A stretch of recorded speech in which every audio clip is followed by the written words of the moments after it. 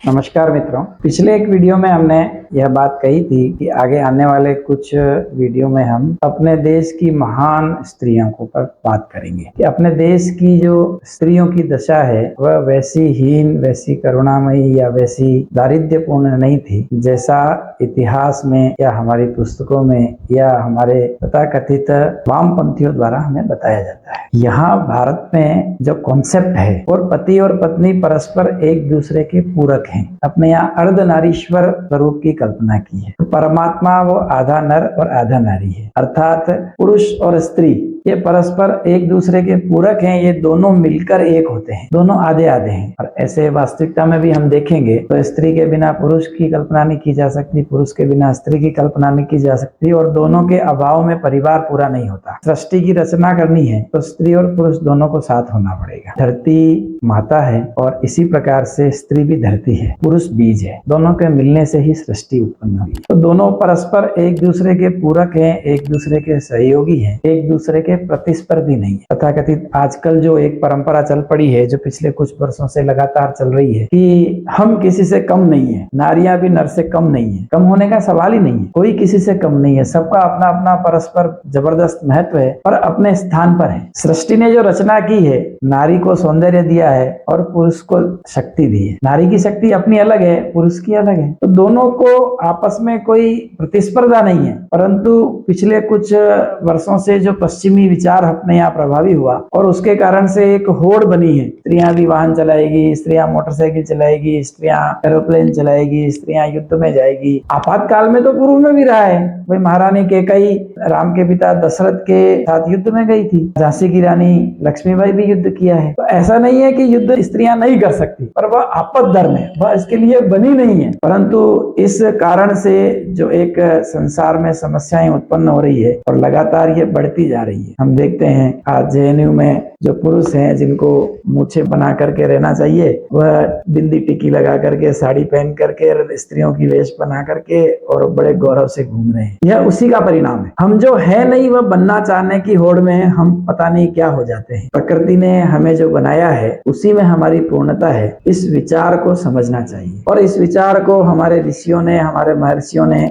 समझा, उसकी गहराई को ठीक प्रकार से समझ करके और जो परंपराएं बनाई है वह बहुत वैज्ञानिक है। चलिए आज एक और ऐसी ही महान स्त्री की चर्चा करते हैं। नाम है सुलोचना। सुलोचना वासु की नाग की पुत्री थी। लंका के राजा रावण के पुत्र मेघनाथ, जिसको इंद्रजीत भी कहते हैं, जिन्होंने इंद्र पर विजय प्राप्त की थी, उनकी पत्नी थी। राम रावण युद्ध में जब लक्ष्मण भगवान राम के पास के आशीर्वाद मांगने गए कि आज मेघनाथ के साथ मेरा युद्ध है और मैं प्रण करता हूँ कि मैं उसको मारकर वापिस आऊंगा, तो भगवान राम ने जो कहा वह वाक्य बहुत प्रेरक है हम सबके लिए। उन्होंने कहा कि लक्ष्मण तुम रण में जाकर अपने वीरता से और रण कौशल से इंद्रजीत को पराजित कर दोगे, इसमें मुझे कोई संदेह नहीं है, परंतु एक बात ध्यान रखना कि युद्ध में मेघनाथ का वध करने के पश्चात उसका मस्तक पृथ्वी पर नहीं गिरे, इसका विशेष ध्यान रखना। क्योंकि अगर उसका मस्तक पृथ्वी पर गिरा तो ये हमारे लिए बड़ा संकट का कारण बन जाएगा। और लक्ष्मण ने पूछा कि क्यों भाई? तो भगवान राम कहते हैं कि मेघनाथ एक पत्नी व्रत धारण किया है और उसका पालन करता है, अर्थात वह एक ही स्त्री के साथ अपना संबंध रखता है और उसकी पत्नी परम पतिव्रता है, इसलिए यह ध्यान रखना। ऐसी साध्वी के पति का अगर सिर धरती पर गिरा तो हमारी सेना ध्वंस हो जाएगी और रावण विजय का जो अपना स्वप्न है वह अधूरा रह जाएगा। लक्ष्मण ने वैसा ही किया। युद्ध में उसका मस्तक बाणों से उतार लिया, परंतु भूमि पर गिरने से पहले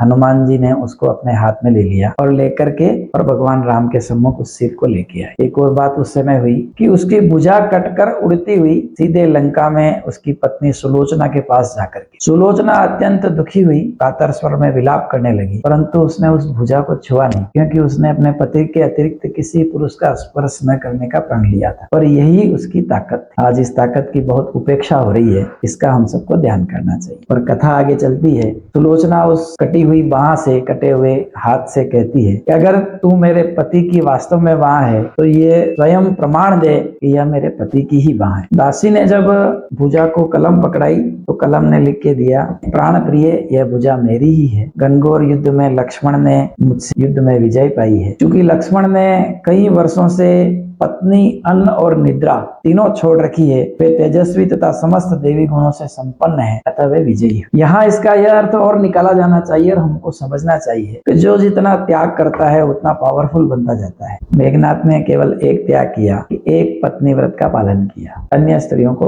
भोग से उसने त्याग किया, परंतु लक्ष्मण ने 3 त्याग किए, अन्न, निद्रा और स्त्री। तीनों का त्याग वर्षों से किया, पूरे वनवास काल में किया। उस कारण से वह इतने पावरफुल हो पाए कि मेघनाथ, जिसने इंद्र को भी विजय प्राप्त की थी, उसका भी वध कर पाए। अर्थात जितना हम छोड़ेंगे उतना हमारी ताकत बढ़ेगी, उतने हम पावरफुल या शक्तिशाली होते जाएंगे। यह यहाँ समझने योग्य। इतिहास में कथा ऐसे आगे बढ़ती है कि सुलोचना रावण से जाकर कहती है कि मेरे पति का प्राणांत हो गया, मैं सती होना चाहती हूँ और सती होने के लिए मेरे पति का मस्तक मुझे चाहिए, आप व्यवस्था कीजिए। रावण कहता है कि कुछ घड़ी ठहरो पुत्री, युद्ध में रामादल पूरा हम समाप्त करेंगे और फिर सारे शीश हमारे होंगे। सुलोचना कहती है मुझे सारे शीश या करोड़ों शीशों से कोई काम नहीं, मुझे मेरे पति का शीश चाहिए, मैं सती होना चाहती हूँ और आज और अभी चाहिए। तब रावण ने जो कहा वह भी हम सबके लिए बहुत प्रेरक वाक्य है। उसने कहा देवी तुम स्वयं ही रामादल में जाकर के और अपने पति का शव प्राप्त करो। अब आप देखिए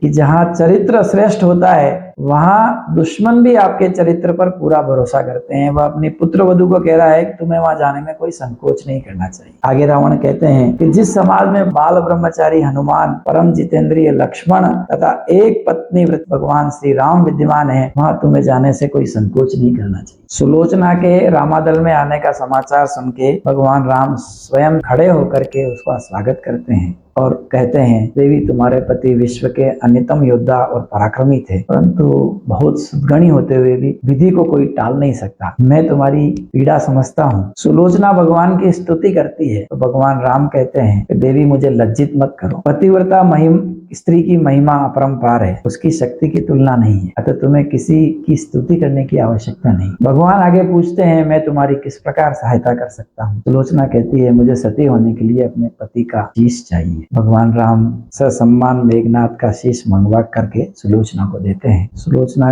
अपने पति का छिन्न भिन्न शीश देखकर अत्यंत कातर स्वर में विलाप करती है, उसकी आंखें द्रवित हो जाती है। रोते रोते वह लक्ष्मण की ओर देखकर कहती है यह वाक्य भी हमारे लिए बड़ा प्रेरक है, हम सबको इन वाक्यों से अपने जीवन को ठीक करना चाहिए। हमारी ये सब कथाएं, यह इतिहास हमें निरंतर उत्तरोत्तर आगे बढ़ने की प्रेरणा देने वाले हैं। सुलोचना रोते रोते कहती है सुमित्रा नंदन तुम भूल कर भी यह गर्व मत करना कि मेघनाथ का वध आपने किया है। मेघनाथ को धराशायी करने की शक्ति विश्व में किसी के पास नहीं। यह तो 2 पतिव्रता स्त्रियों का युद्ध था, उनका अपना अपना भाग्य था। मैं भी पतिव्रता हूँ और आपकी पत्नी भी पतिव्रता है, परंतु हम दोनों में एक फर्क रह गया, एक अंतर रह गया। वह अंतर महत्वपूर्ण है, हम सबके लिए भी अंडरलाइन करने योग्य बात है। मेरे पति पतिव्रता नारी का अपहरण करने वाले अपने पिता के पक्ष में युद्ध करने के लिए उतरे थे और एक पतिव्रता नारी के पति से युद्ध करने के लिए उतरे थे, इसलिए वो आपसे युद्ध में विजयी नहीं हो पाए। अब यहाँ लक्ष्मण के विजयी होने के 2 कारण समझ में आए। एक तो जैसा खावे अन्न